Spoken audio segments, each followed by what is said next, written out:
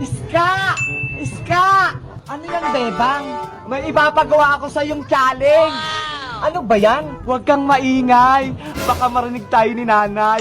Kinuha ko lang tong nilagang itlog na ulam namin. Lagot ka na naman kay Aling Sitang yan. Hindi ngayon malalaman, kaya bilisan natin.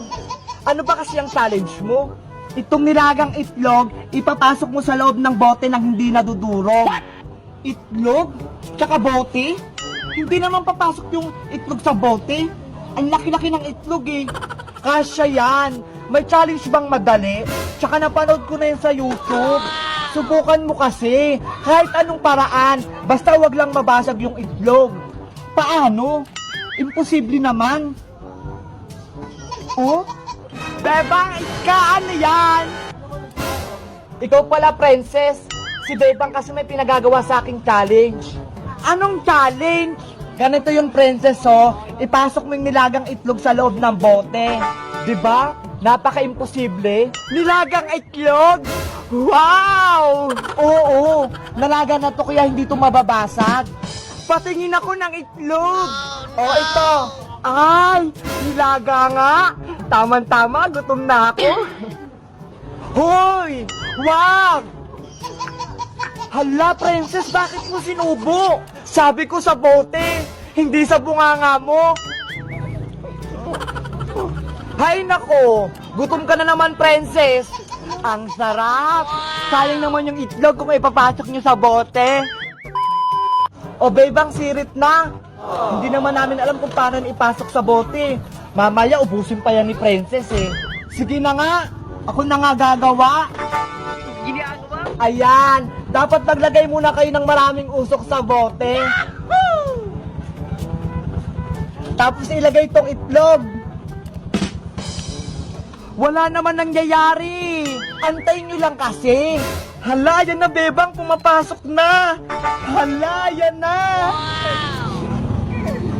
Ay, ayan, pumasok na. Ayan na, nahulog na. Sabi ko sa inyo eh. Wow, ang galing. Diba, sabi ko sa inyo, magic. Hala, si Nanay Sitang. Anong magic? Hala, lagot. Anong ginawa mo sa ulam nating itlog? Nasa loob na po ng bote. Oh, no! Ito, yung itlog ko. Ano pang ulamin natin? Yari na naman ako nito. Ngayon, magicin mo yan kung paano yan lumabas. Kung hindi, magyayari ka sa akin.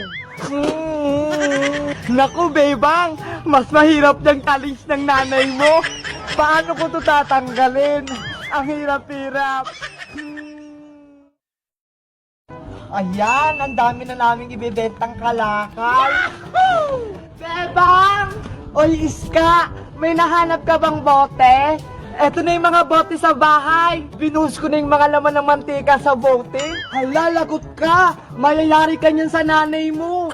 Hindi yan. Ayaw mo bang magkapera tayo? Sa bagay, para marami tayong pera. Akin na yan. O, eto na. Ang dami na nito. Tara na, Bebang. Ibibenta na natin yung mga kalakal kila Mang Kanor. Sana malaki kitain natin. 20 minutes later. Binudol naman tayo ni Mang Kanor. Ang dami nating binentang plastic at bote. Tapos 25 lang yung binigay. Hayaan mo na, Bebang. Okay na yung kaysa wala. Madaya naman siya. Ibili na lang natin kay Aling Sonia yung pera. Sige, ibili na lang tayo ng malaking soft drinks. Tamang-tama, uhaw na rin ako.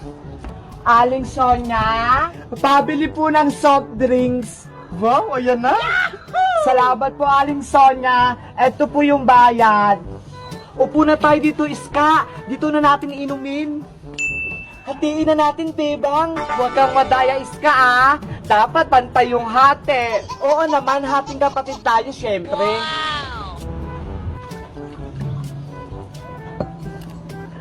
Oh, eto na sa'yo, Bebang. Hala! Ang konti naman ito, Iska. Sakto lang naman, ah. Lugi naman ako. Yung sa'yo, ang dami.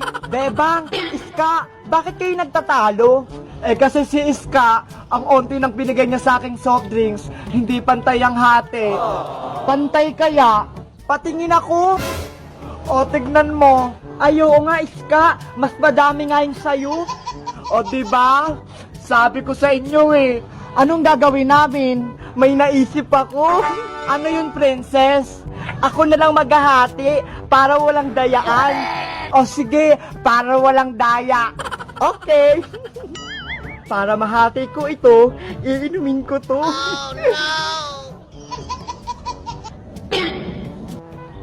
Ayan, hati na. Ito na sa'yo, Iska. Ito na sa'yo, Bebang.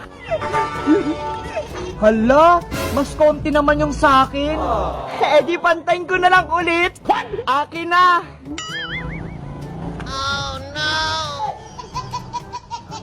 Oh, eto na. Bakit mas madami yung kay Iska? Hindi ka naman pantay maghati, princess. Hindi pa rin ba pantay?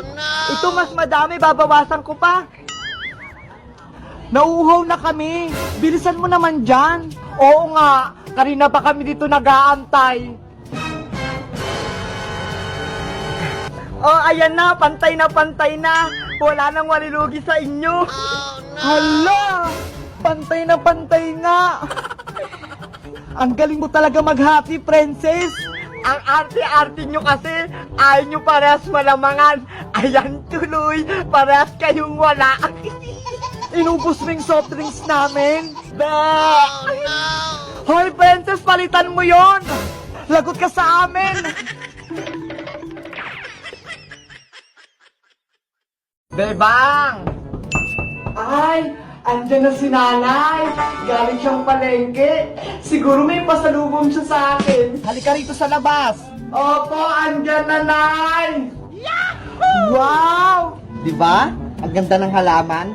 Binili ko to sa palengke. Kala ko hiningi nyo lang yan sa kapitbahay. Wala nang nahihingi sa panahon na yun, Bebang. Hindi nyo man lang ako binilihan ng bagong damit. Inunan nyo pa yung halaman. Ay, tignan nyo po itong damit ko. Punit-punit na. Pasensya naman. Sa susunod, pagpunta ko ng palengke, bibilihan kita ng bagong damit. Totoo po, Nay? Bibilihan nyo ako? Oo naman. Pero syempre, alagaan mo na itong bago kong halaman. Sige po, Nay.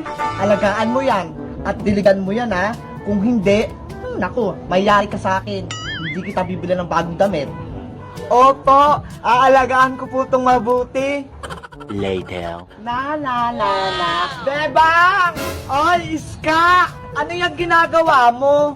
Dinidiligan ko tong halaman ni nanay. Plantita ka na din? Pang matanda lang yan eh. Hindi ako plantita. Pinapalagaan sa akin to ni nanay. Para bilihan niya ako ng bagong damit. Ganun ba? Sige, tulungan kita para mabilis siyang lumago. Pinapaliguan mo dapat yung halaman. Hindi pwedeng wisik-wisik lang. Ganun ba? Anong gagawin natin? Ayan, dapat binababad yan sa tubig para lumago yung ugat, para mabilis na siyang lumaki. Ay, ganun pala. Ang galing. Turo yun ng nanay ko. Magaling siyang magtanim. Fresh na yung halaman ni nanay. Hindi pa yan tapos. Binibilad pa yan sa araw para lumakas at magkabulaklak agad. Hindi totoo yan. Ganun ba? Oo, kasi ang araw, vitamins siya ng mga punot halaman. Baka naman masunog to sa araw, Iska. Hindi yan, Bebang. Sige, dyan mo yan ilagay.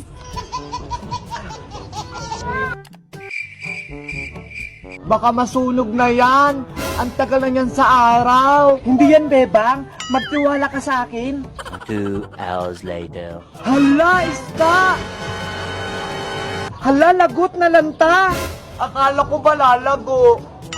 Bakit nalanta? Yari ka niyan sa nanay mo, Bebang. Bakit ako? Ikaw gumawa niyan. Hala, buhayin mo to, Iska. Kamusta na kayong halaman ko? Masilip nga? Bebang?